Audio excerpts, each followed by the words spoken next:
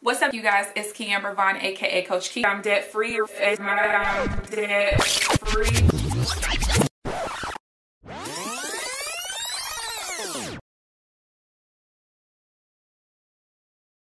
Hey y'all, so it is Friday the 28th of September and I am probably like right in the middle of doing all of my packing. I've packed up all of my clothes. Now I need to go and get some boxes. Normally I try to like find some at the store, but I literally don't feel like doing all of that. So I'm just go to U-Haul right down the street and buy some.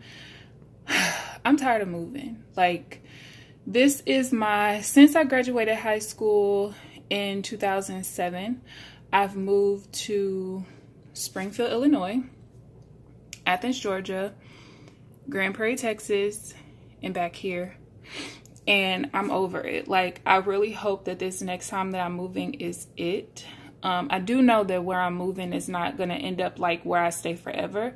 But like, I'm literally tired of moving. Like, literally, I'm over it, you guys. Like, I don't want to move anymore. This is stressful. I re-herniated the disc in my back this morning. My shoulder has been like partially out of place for almost 3 weeks. I'm just over it. So, yeah. Time to go get some boxes. Hey y'all, so it is Saturday. It is moving day. The movers have been at work for almost 3.5 hours now, and they're almost done. So I did buy 4 boxes from U-Haul yesterday, but I'm actually going to take one of them back because I didn't end up needing it, and they have the 100% money back guarantee if you don't use the box. But right now I'm headed to Rally's to get some burgers. I'm going to get them some and then give myself some too, because I mean, they've been working at it hard and they still have to take everything into my parents' house. So I mean, I don't want them like, you know, without energy. And also I just like that they're doing such a much better job than the previous people that I've always hired to move me. Number one, they're younger, but I also like the fact that they basically wrapped up every single piece of furniture that I had, and not everybody does that, and especially they don't wrap the way that they did. So yeah, so I'm headed to Rally's and we're gonna go from there. I get a free slush because I downloaded the app, but I picked up this first. This goes against everything I believe in during the week. What's up, you guys? It is Thursday, and I'm not sure when the last time is that I saw you guys as far as spending money goes, but I am actually running a couple of errands, so you guys will be able to see how much money I spend today. Today is the last day of my entire September budget, so stay tuned towards the end of this video because I will be showing you guys my budget results, going through all of the numbers, how much I budgeted, how much I spent, and all of that good stuff. So a couple of things that you're going to see pop up on the screen right now. Okay, so last week I took the $108 deposit for the moving company, and I took it out of my regular budget, and that was incorrect. Like I told you guys last week, budgeting is not always 100%, and that's okay. So as you guys know, this month was a $1,600 budget, so of course there was literally no room in the budget to add any moving expenses whatsoever. So I started this budget off with the preconceived notion that I was going to take the money out of my sinking fund and use that money for the moving expenses. But what happened was, by last week I knew I was going to end up making more than $1,600, so I'm like, oh, okay, well, I'll just take it out of the budget. But that's incorrect, because at the end of the day it doesn't come out of this budget. There was not enough money from the estimated budget to take it out of. So what ends up happening, for those of you guys who are new, at the end of every month, which by the way I have to stop doing it on the last day of the month and start doing it on the last day of the budget, what I do is I take whatever is in excess of a certain amount of money, which right now is $4,000, in my checking account, and I send it off to my savings, right? So in my head, I'm thinking, okay, well, what's the point of sending this almost $700 to my checking to cover the moving expenses when at the end of the month that money's gonna go back anyway? Well, you have to do it because guess what? That's what you're supposed to do. And it actually cuts down on a lot of confusion when you do things the way it's supposed to be done. You know what I mean? So I want to make this budget as realistic as possible. And also, if I took the moving expenses out of my actual budget, I would end up over budget, when in actuality I'm really not over budget because that money's coming out of my sinking fund. So last night I went ahead and I transferred the money to my checking account from that sinking fund. It's my investment slash miscellaneous sinking fund or whatever. I went ahead and I transferred that money. So yeah, when you guys see my video Sunday where I go through my October sinking funds update, you guys will be able to see how much money I took out of my sinking funds total this month and all of that good stuff, how much I put back and all of that. So I'm putting the 108 back, and also I have to add the 253 and some change from what I was gonna originally say for rent. I have to put that into the budget as well, because remember, I'm not moving to LA as of right now. It's gonna take a couple of months for my license to come back and all of that. So adding that 253 into the budget is correct, but taking that 108 out of the budget was not. So you guys are gonna see that, and I am pulling up to the first spot. So yeah, let's see how much money I spend. I don't have a lot of money to spend, but I do have quite a few errands to run. Just a couple of things.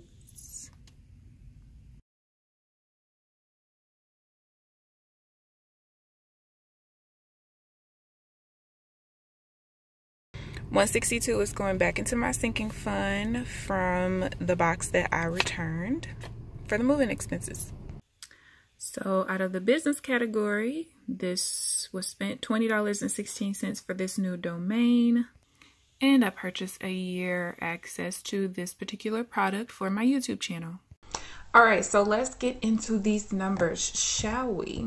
So first things first, the electricity bill, I estimated for it to be $120. The actual was $77.55, which means I was under budget $42.45. Gas for the house, the estimate was $35. The actual was $31.80. So I was under budget $3.20.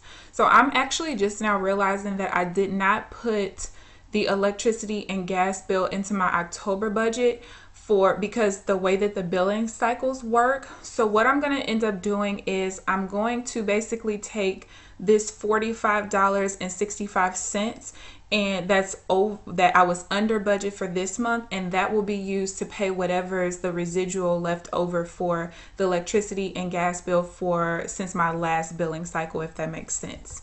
So I will keep you guys updated on that. So groceries, I estimated $200. The actual was $185.11. So I was under budget $14.89. Personal household, I estimated $50. My actual was $22.76. So I was under budget $27.24. Next is restaurants. My estimate is $50. My actual was $34.59. So I was under budget $15.41. As you guys can see, this is a cycle. You guys are able to see that although I had a much smaller budget than I'm used to, usually my restaurants is anywhere from $100 to $125, and I usually spend the majority of that. You guys can see that even with the $50 budget, I still stayed under budget. Again, when you have the right mentality and you have the right tools and you have the right habits, when things change, it's not very stressful because your habits allow you to make those drastic changes very quickly and it not really affect you so much. But I did go over in two categories, and you guys are going to see that. So gas for the car, my estimate was $75. The actual was $77. So remember, I did get a car wash, a $3 car wash. It was either last week or the week before. That wasn't the issue. I got gas today. I knew all I had was $32.50 left. I was in the car. Usually I pump my gas on the lowest setting so it goes as slow as possible. So I'm like, all right, cool. When I get to $30, I'm just going to get out the car and, pump to $32.50 and I'll be good.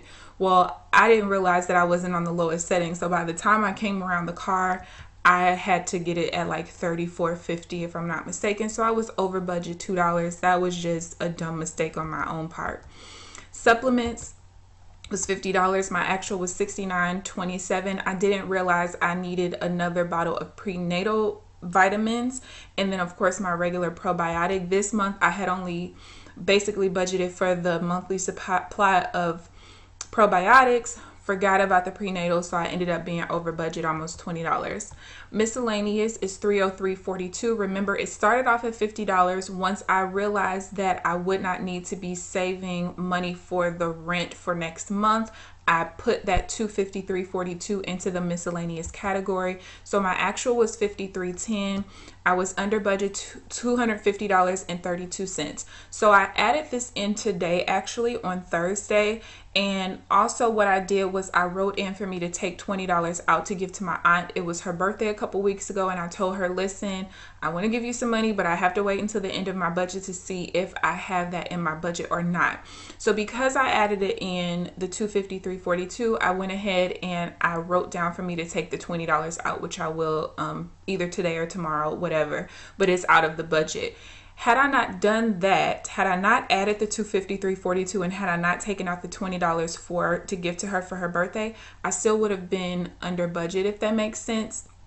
So I don't want you to be like, oh, well, your actual was $53.10 and your original estimate was $50, so you'd have been over budget.